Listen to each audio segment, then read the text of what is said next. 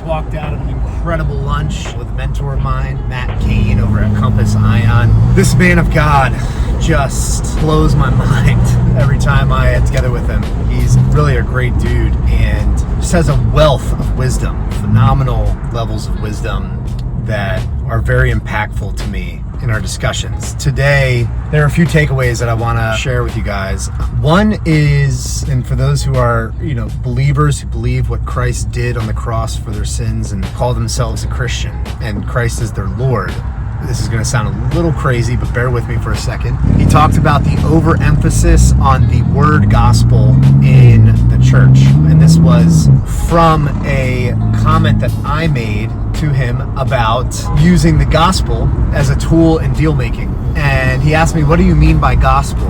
And he talked about how oftentimes the word gospel is used as an umbrella term, and we assume that the people like yourself who are listening to someone like myself say the word understand what I'm talking about. And I turned it back around on him and asked what his definition of the gospel was. I gave my definition in that circumstance, which doesn't feel as relevant to talk about, but the definition he gave was the gospel is the person of Christ. It's the person of Christ. This impacted me and caused me to think for a second, because I've always thought about the gospel as good news, right? That's the origin of the word gospel.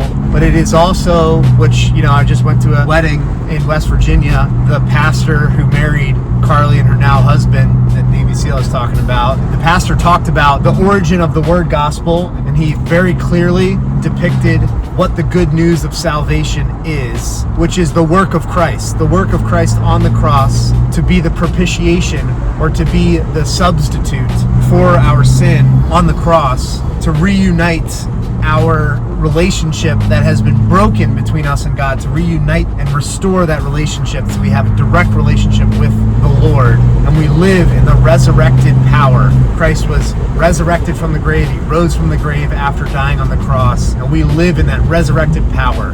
And now Christ gives us his spirit who dwells inside of us. He gives us that spirit, and we live in that power. That is the gospel in the sense that it is the work of Christ. But he said the gospel is the person of Christ. It is Jesus Christ himself. And we teased that apart, and I was really impacted by that. It really lends itself to a relational experience as a Christian, because we work out that relationship with Christ. We pursue that relationship with Christ. Making the gospel center of our life is not about us. That's his big point, was when we don't make the gospel about the person of Christ, we really make it about us. It's about our restoration to God, our salvation, our redemption. No, it's about Christ. It's about Christ in his personhood. So that was one thing that we really teased apart. Another was brought up Immanuel Kant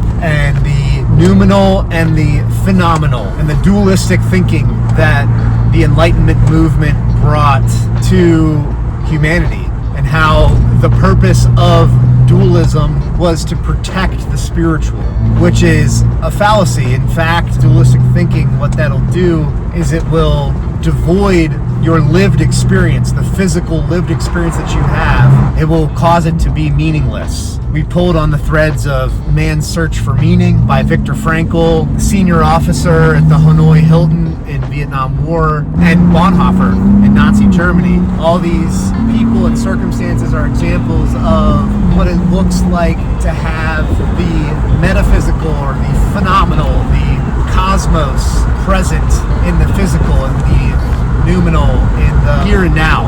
That changes everything. When you are living with eternity now, when you've already won. And that's one of the threads that we pulled on as well in the conversation of how people are so accustomed to losing, and what does it mean to have a true theology of winning. My mentor's son just won the national championship at Eastern, and his other son won the national championship at Messiah for soccer, to D3 colleges, and he said Christians are not accustomed to winning, and that is a good thing. He talked about putting a practice in place of obedience, proactive accountability, and that's part of your practice of winning monitoring the inputs. The cliche definition of character is what you do when no one's around, but monitoring what you do, and that is the definition of winning. That's the definition of success. The outcomes are inevitable, and you've already won through Christ, through his work on the cross. You live in that freedom of winning. It's amazing. So we talked about what the word gospel means, what that is. We talked about dualism, integrating your faith, integrating the Lord, integrating the metaphysical into your current circumstance, into your physical life. And then he talked about 4D chess. Freaking awesome. 4D chess. Doing what's right at the right time for the right reason with the right people. 4D chess. And he talked about the ones and zeros of decision making. What are the ones and zeros of your decision making? And how when you've established clear guidelines for how you will operate, how you will make Christ and the person of Christ, the gospel, central in your life, how that clarifies and informs and makes the ones and zeros of your decision making, whether it's in your family, in your marriage, in your work life, simpler. It gives it meaning on both sides. So I was reading Man's Search for Meaning by Viktor Frankl today, and it's a good one. He gave this depiction of when meaning is attached to suffering, the emptiness of suffering, it's filled. It no longer experientially is suffering. And he was a guy who suffered. This guy lived in the concentration camps of Nazi Germany in Auschwitz. His entire family was killed, stripped naked for years, working in the worst possible human circumstances imaginable. It's when man's creativity was used for pure evil in Auschwitz. This man lived it, and he's writing about how suffering loses its challenge when there's meaning attached to it. Sheesh. When he's stripped of everything, stripped of his family, of his clothes, of his profession, of his identity, tattooed number on his arm, and that's how he was identified. He was given these burlap clothes to wear in Auschwitz that were itchy and scratchy, and in the pocket of the clothes he was given there was a scrap of paper pulled from a Hebrew text. I haven't read this prayer, but he called it the most important prayer in the Jewish religion, which is the Shema Israel. Hey, I can drop it here for you guys to read. But he said it gave meaning to his suffering in that moment. He's like, oh, I'm doing this for a reason. He also gave the example of a man who outlived his wife and was in his office after he was in the concentration camps, came out of that. The man was destitute, suffering, grieved beyond recognition over the loss of his wife. Viktor Frankl asked him a simple question of, how would your wife feel if you were the one who died first and she outlived you? And he said the same way. She would feel immense grief, heartache. And he said, you have relieved your wife of that circumstance, of that suffering, by outliving her and by bearing the burden that you're bearing. Your wife no longer needs to feel what you feel in this moment because you're feeling it.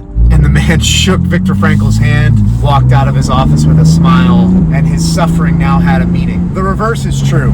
Success, material success, selling a business like I did last year, is devoid of all meaning, empty when there is no purpose. It's devoid of all happiness and joy when there is no purpose. It's like eating a piece of candy.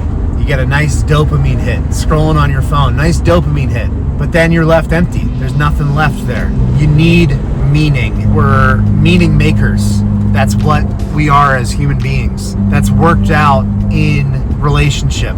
That's worked out in relationship to the person of Christ. And that foundation is now how we show up in the world. It's how we operate in the world. It's how I show up as a Christian businessman. How am I going to show up in the world? I'm going to show up in the world with that foundation. It's huge. So that's what I got for you guys today. Matt Cain, man, you are a freaking beast. I entered into whole new layers and levels of thinking because of your guidance, and I'm so thankful for that. You have imparted so much wisdom, such challenging thoughts, and I'm also thankful that I have the opportunity and the means through which I can document something like this on this vlog. So I hope you were able to take away even a slice of what I took away. I walked out of that meeting and I told Matt, dude, I feel lighter. I feel so empowered and invigorated and alive because of what he brought to that meeting. So it was awesome. That's what I got for you.